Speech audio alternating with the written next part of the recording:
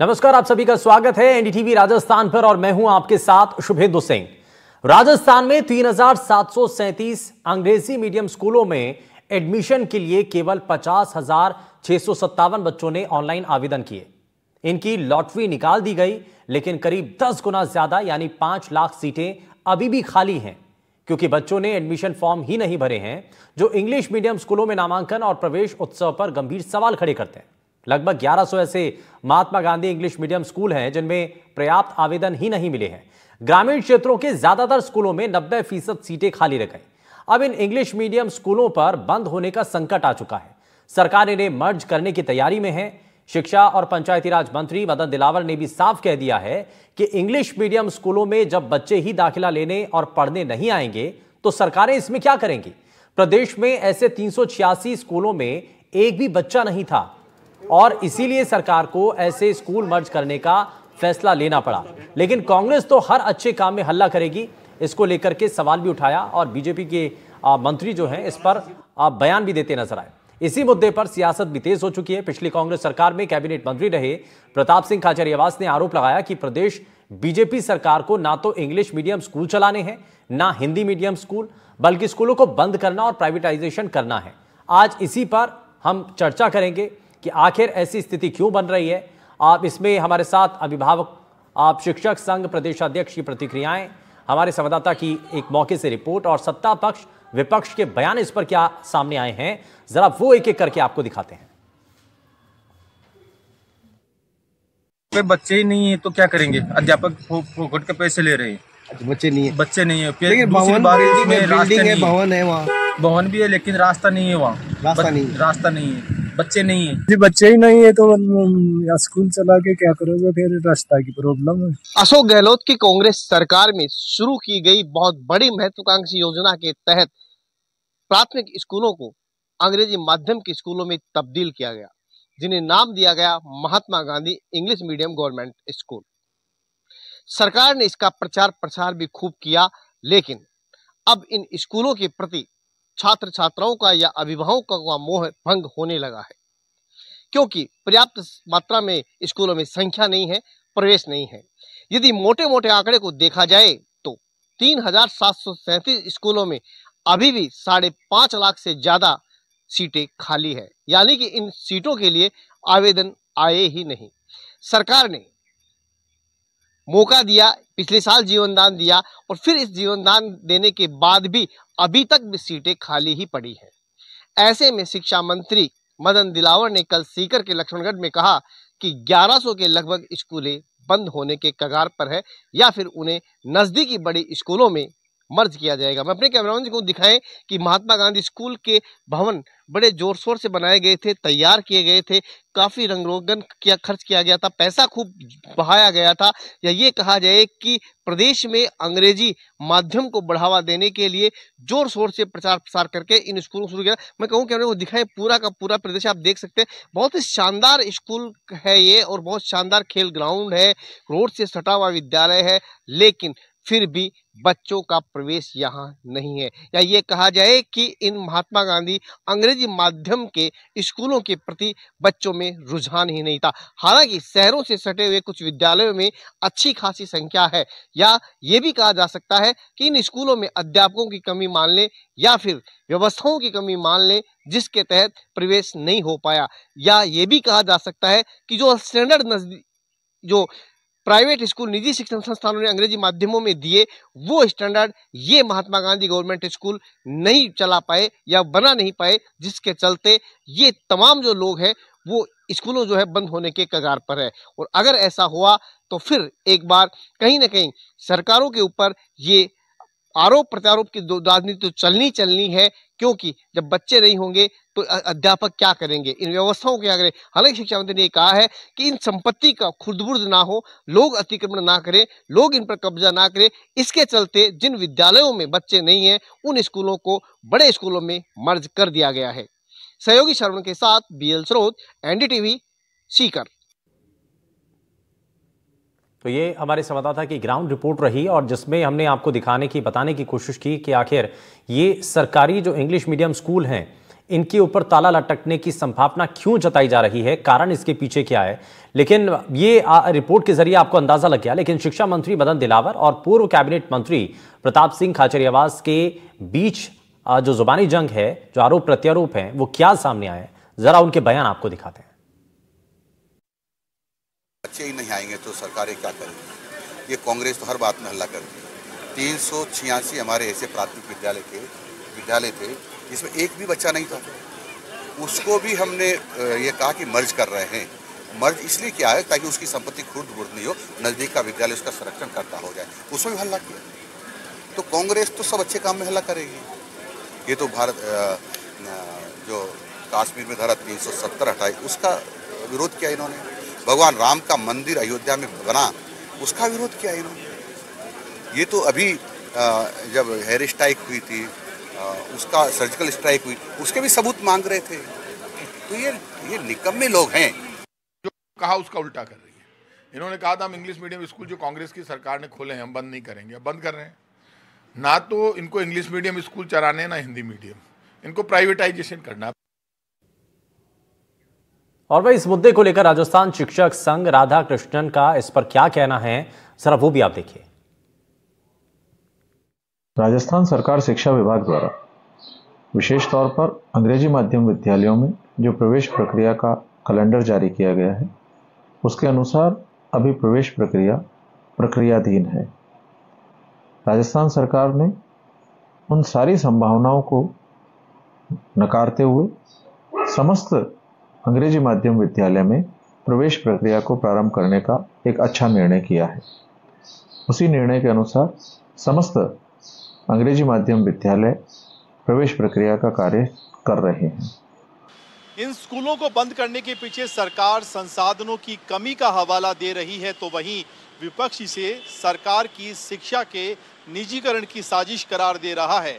लेकिन ये तय है कि इस फैसले से राजस्थान के ग्रामीण इलाकों में बड़ी संख्या में ऐसे बच्चे हैं जिनका इंग्लिश मीडियम स्कूल में पढ़ने का सपना अधर में लटक जाएगा। ऐसे में ये स्कूल बचेंगे या बंद होंगे, इसका फैसला नीति से होगा या राजनीति से जल्द ही साफ हो जाएगा। कैमरामैन जसराज के साथ सुशांत पारीक, एनडीटीवी, जयपुर। पिछली सरकार के समय में जो सुविधाएं या जिन स्कूलों को शुरू किया गया था, क्या उनमें उतनी सुविधाएं थी और क्यों आखिर इन स्कूलों में बच्चों की संख्या कम होती चली गई? सवाल बहुत सारे हैं और इन्हीं सवालों का जरा जवाब तलाशने की कोशिश करेंगे।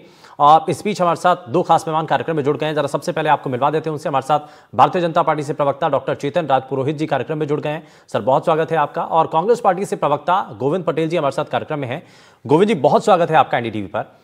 लेकिन शुरुआत में सबसे पहले चेतन जी आपसे कर रहा हूं, ये मिशन एडमिशन क्या ये फेल साबित हो रहा है या पिछली सरकार के समय में जो स्कूल खोले गए थे उनमें तैयारियां उतनी नहीं थी? सवाल यहां पर यह भी कि आखिर जो रजिस्ट्रेशन है वो कम क्यों हो रहा है? देखिए राहुल जी, 2025-26 के लिए 7 मई को आवेदन मांगे गए थे छात्रों से एडमिशन के लिए। 15 जून उसकी लास्ट डेट थी। उसके बाद में जो परिणाम निकला उसमें 50,658 बालक उत्तीर्ण हुए, उसके लायक एडमिशन के लाभार्थी वो बने। 2-3 चीजें मैं कहना चाहता हूँ। कांग्रेस सरकार ने जब ये महात्मा गांधी स्कूल खोले थे, उनका आपको पता है बहुत डिबेट इस पे हो चुकी है। स्कूल के लिए क्या चाहिए? बिल्डिंग, इंफ्रास्ट्रक्चर और शिक्षक और अन्य सहायक स्टाफ। इन तीनों की व्यवस्था करने के बाद में भी तो कोई संस्थान शुरू हो सकता है, ऐसा एक परिकल्पना अपन सब लोग करते हैं। कांग्रेस सरकार ने क्या किया? केवल बोर्ड लगाए, ना बिल्डिंग की व्यवस्था, ना इंफ्रास्ट्रक्चर की व्यवस्था और ना शिक्षक की व्यवस्था। इन्होंने जब से ये खोले थे कोई आवेदन नहीं मांगे, किसी से नहीं मांगे। कभी विद्या संबल योजना के माध्यम से इन्होंने संविदा शिक्षक लगाने का प्रयास किया। हमारी सरकार ने आते ही 17,000 पोस्ट जो खाली थी अंग्रेजी माध्यम स्कूलों में, उसके लिए हम लोगों ने 11/7/2024 को आवेदन मांगे, 25/8/2024 को परीक्षा आयोजित की और 23/12/2024 को परिणाम जारी हुआ। उसके बाद में उन छात्र शिक्षकों का डॉक्यूमेंट वेरिफिकेशन हुआ, वो कंप्लीट हो गया और अब काउंसलिंग के माध्यम से सत्र शुरू होने से पहले इन 17,000 शिक्षकों की नियुक्ति अंग्रेजी माध्यम स्कूलों में कर दी जाएगी, पहली बात। दूसरी बात, कोई भी स्कूल हो, चाहे विश्वविद्यालय हो चाहे महाविद्यालय हो, यूजीसी हो, एआईसीटी हो, एनसीटी हो, हमेशा ध्यान रखती है शिक्षक और शिक्षार्थी का रेशो क्या रहना चाहिए। जिस स्कूल में नामांकन 10% से कम है और जिन स्कूलों में नामांकन 0 है, आप बताइए क्या वो स्कूलें चलनी चाहिए? क्या उन स्कूलों को पास की स्कूल में, और एक और बताओ, एक स्कूल में 2-2 स्कूल है, एक स्कूल के पार्ट में अंग्रेजी माध्यम और स्कूल के दूसरे पार्ट में हिंदी माध्यम। ये इसलिए किया था कि कांग्रेस के कार्यकर्ताओं को एडजस्ट करने के लिए, चाहे शिक्षक वहां, शिक्षार्थी वहां 10 थे लेकिन शिक्षक वहां 12 लगा दिए। ये सब हुआ शहरी क्षेत्र में लाने का खेल। और जिस प्रकार का धोखा बच्चों के साथ इस कांग्रेस सरकार ने किया था, हम लोग क्या कर रहे हैं? हम लोग ये कर रहे हैं उन इंफ्रास्ट्रक्चर का यूज मैक्सिमम हो, बच्चों को उसका लाभ मिले। ऐसा नहीं है 10 बच्चे पढ़ रहे हैं पूरा। गोविंद से भी जवाब लूंगा, लेकिन सवाल ये कि हम सिस्टम को बेहतर करने की बजाय इन स्कूलों को, क्योंकि विपक्ष बार बार यही कह रहा है कि आप स्कूलों को बंद करने की सोच रहे हैं, बशर्ते इस बात के कि हम फोकस इस बात पर करें कि बच्चे कैसे लेकर के आ जाए। मैं इस पर मैं वापस लौटता हूं, इसी सवाल के साथ वापस लौटूंगा और आपसे जवाब लूंगा। एक लाइन कहना चाहता हूं, आप इसी बात पे मैं आ रहा था। स्कूलें बंद करने का प्रयास सरकार नहीं कर रही है। जिन स्कूलों में नामांकन नहीं है, जिन स्कूलों में नामांकन 10% से कम है और वहां शिक्षक ज्यादा मात्रा में लगे हुए हैं, बच्चों से ज्यादा संख्या शिक्षकों की है, उनको बंद नहीं कर रहे हैं, उनको मर्ज कर रहे हैं पड़ोस के स्कूल में। उसका भी डिस्टेंस का ध्यान रख रहे हैं कि बच्चों को दूर नहीं जाना पड़े। जैसे जोधपुर का एक प्रकरण है, आपको याद बंद हो जाएगा ना सर, एक बिल्डिंग तो खाली हो जाएगी।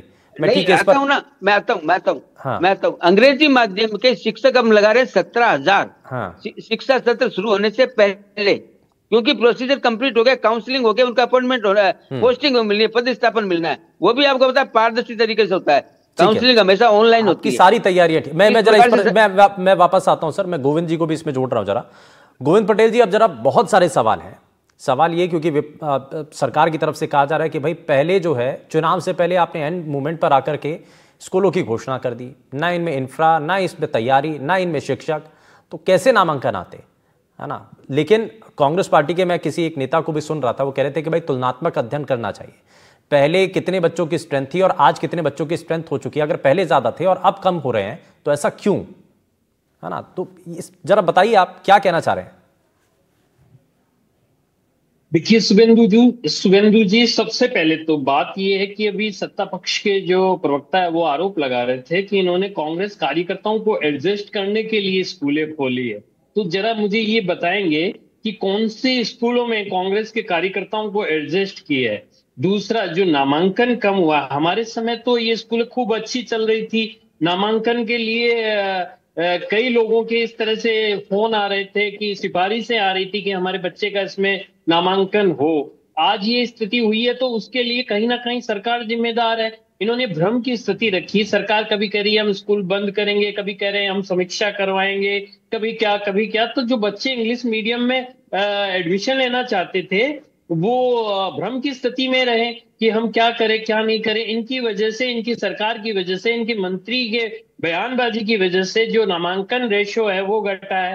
तो इनको खुद की गलती स्वीकार करने की बजाय ये पूर्ववर्ती कांग्रेस सरकार पे आरोप लगा रहे हैं कि साहब इन्होंने ये कर दिया वो कर दिया। अरे भाई 1.5 साल से ज्यादा का समय हो गया शुभेंदु जी, इनको इसमें सुधार करना चाहिए था। अगर कुछ कमियां खामियां इनको लगती थी कि पिछली सरकार ने छोड़ी है तो उनको दुरुस्त करना चाहिए था।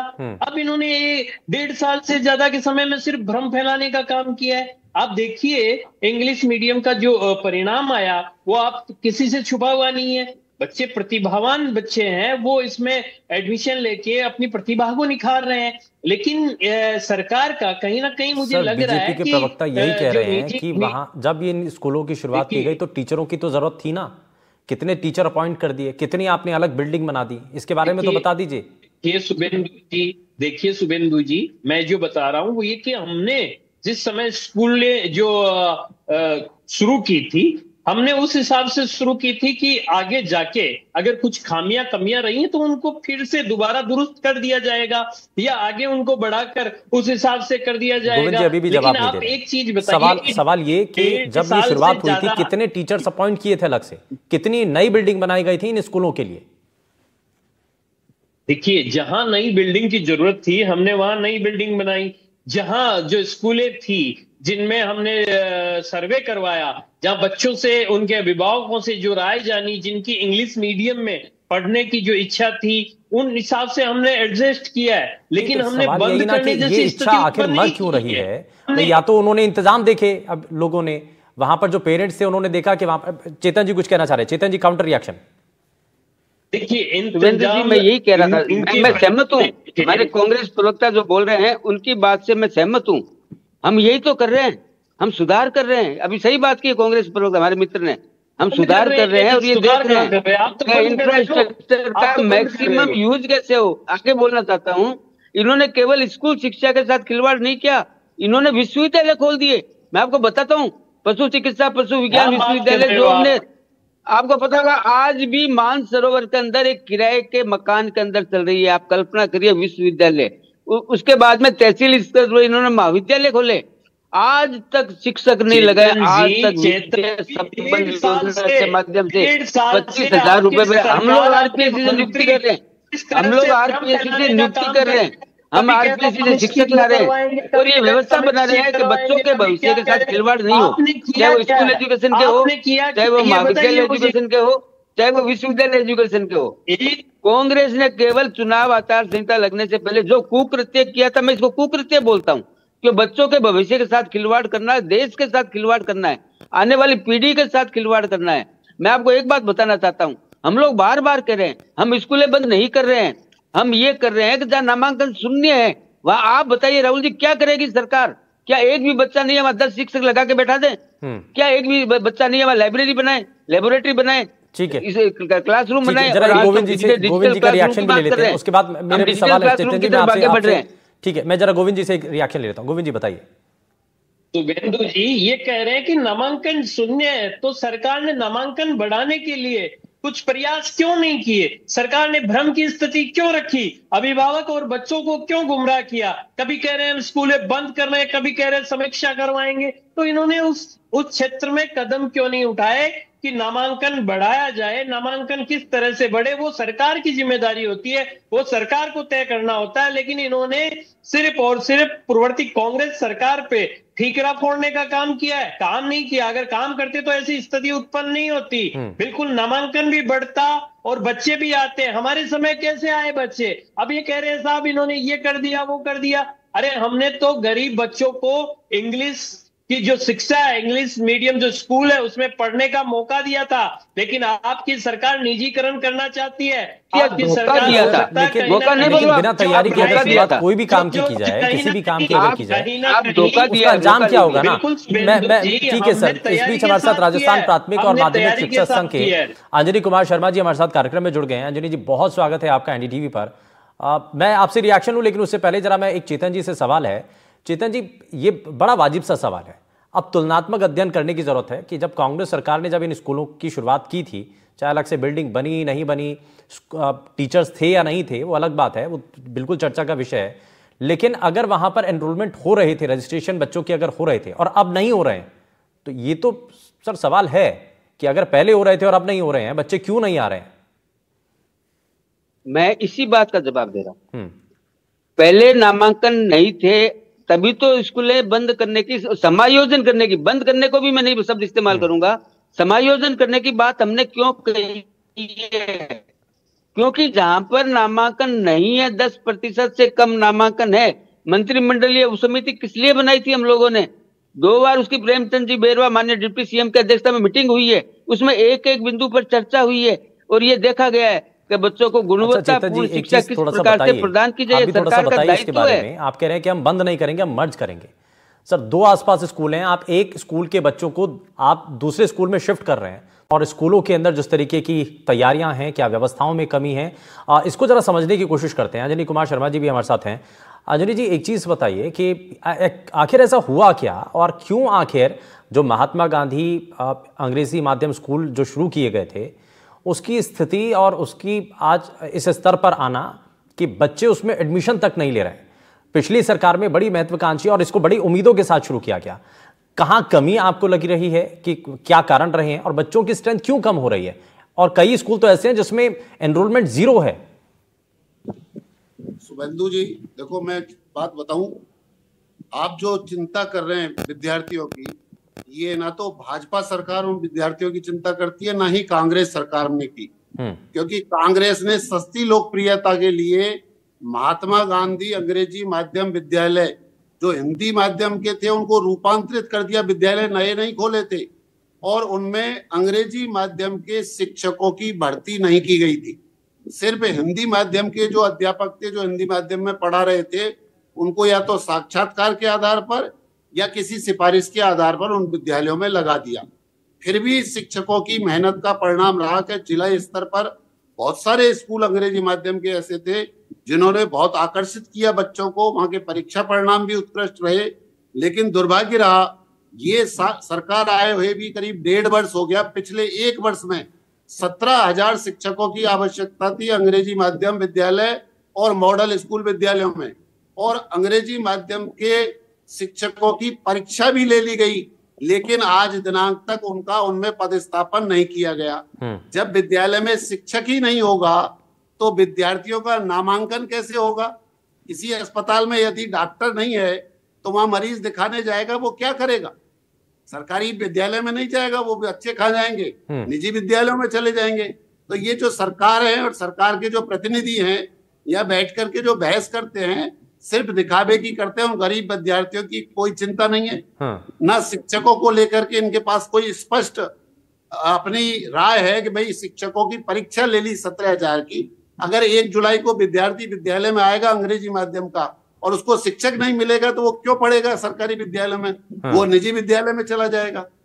तो सरकार को चाहिए जिन अध्यापकों की परीक्षा ले रखी है उन अध्यापकों की पहले उन विद्यालयों में नियुक्ति की जाए। बिल्कुल, जब तक शिक्षक नहीं होंगे तब तक बच्चों की पढ़ाई कैसे होगी? बड़ा वाजिब सा सवाल है और शुरुआत से इसी बात को लेकर के हम सवाल उठा भी रहे हैं, है ना? यही बड़ा सवाल है। में मात्र 20 दिन बकाया बचे हैं और अभी तक सरकार की कोई तैयारी नहीं है। दूसरी बात, अंग्रेजी माध्यम विद्यालयों में प्रवेश की जो प्रक्रिया अपनाई गई है, ऑनलाइन प्रवेश के लिए आवेदन मांगे गए। आप देखिए शुभेंदु जी, ग्रामीण क्षेत्रों में जो बेचारे अभिभावक है वो मोबाइल चलाना जानते नहीं, इंटरनेट की सुविधा उनके पास नहीं, गांव में बिजली तक आती नहीं, वो अपने बच्चे का कैसे ऑनलाइन आवेदन भरेगा? सरकार को चाहिए कि उन बच्चों के ऑफलाइन आवेदन प्राप्त करे और ऑफलाइन आवेदन प्राप्त करके उनको एक बड़ी जेन्युइन रिक्वेस्ट है। ठीक है, ये एक बहुत अच्छा पॉइंट है, इस पर जरा जवाब चेतन जी कुछ कहना चाह रहे हैं, बताइए जरा। और इस पर जवाब देता हूँ। हाँ बिल्कुल बिल्कुल, दोनों बातों का बहुत जिनाइन प्रश्न उठाया है। मैं धन्यवाद करना चाहता हूं इनका। इन्होंने पहला प्रश्न उठाया शिक्षकों की नियुक्ति का।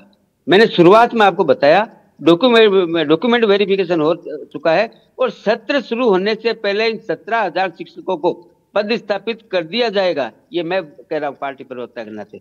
दूसरी बात इन्होंने कही, बहुत अच्छी बात की, ऑफलाइन जो ग्रामीण क्षेत्रों में जो बच्चे हैं जो पोर्टल पर ऑनलाइन आवेदन नहीं कर सकते, उसके बारे में भी सरकार को चिंता है। जैसे ये नियुक्ति हो जाए, सारा सिस्टम डेवलप हो जाए और किसी बच्चे को हम इस कारण से वंचित नहीं करेंगे शिक्षा से कि उसका ऑनलाइन नहीं हुआ या वो नहीं हुआ, क्योंकि सरकार का प्रयास है कि बच्चों को अंग्रेजी माध्यम की शिक्षा अच्छी मिले, गुणवत्तापूर्ण शिक्षा मिले। इसीलिए हम लोग ये पूरी एक्सरसाइज कर रहे हैं, पूरी मेहनत कर रहे हैं। हमारा उद्देश्य कभी भी ये नहीं था स्कूलों को बंद करें या ये करें। हमारा उद्देश्य ये है कि बच्चों को गुणवत्तापूर्ण शिक्षा मिलने के लिए सरकार को क्या क्या करना चाहिए। स्कूल के अंदर लेबोरेटरी होनी चाहिए, लाइब्रेरी होनी चाहिए, शिक्षक होने चाहिए, फर्नीचर होना चाहिए और तो डिजिटल क्लासरूम होना चाहिए। और हम लोग इस दिशा में आगे बढ़ रहे हैं कि सरकार स्कूलों के अंदर डिजिटल क्लासरूम हो, वो लेक्चर कैप्चर हो, और कैप्चर जब होगा तब बच्चा कोई छुट्टी पर भी रह गया, स्कूल नहीं आया है, तो उसको वो उसके ग्रुप के व्हाट्सएप ग्रुप के माध्यम से वो लेक्चर पूरे दिन के बच्चे के मोबाइल में चले जाए। वो बच्चा उसको देख के घर पे भी पढ़ सकता है अगर उसने स्कूल मिस कर दी, किसी काम से आ नहीं सका स्कूल। इस दिशा में आगे बढ़ रही है सरकार।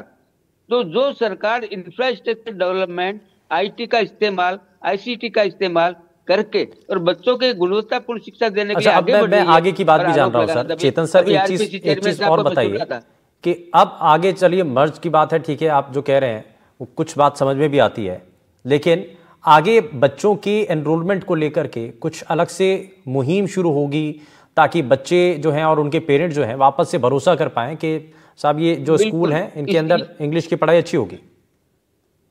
बिल्कुल आपका प्रश्न वाजिब है। मैंने तो बताया ना, हमारे जो मित्र पहले बोले थे शिक्षक के, उनका प्रश्न भी वाजिब था। सरकार पूरा प्रयास करेगी, और सरकार किसके माध्यम से करेगी? शिक्षकों के माध्यम से करेगी, प्रिंसिपल के माध्यम से करेगी। और सरकार हमेशा टारगेट भी देती है कि अपना नामांकन बढ़ाने के लिए आपने क्या प्रयास किए बताइए आप हमारे को। जब नामांकन होता है उस समय टारगेट होता है कि आप ज्यादा से ज्यादा बच्चों को स्कूल के अंदर प्रवेश दिलाएं। क्यों करते हैं? इसलिए करते हैं कि बच्चे पढ़ाई से वंचित नहीं हो।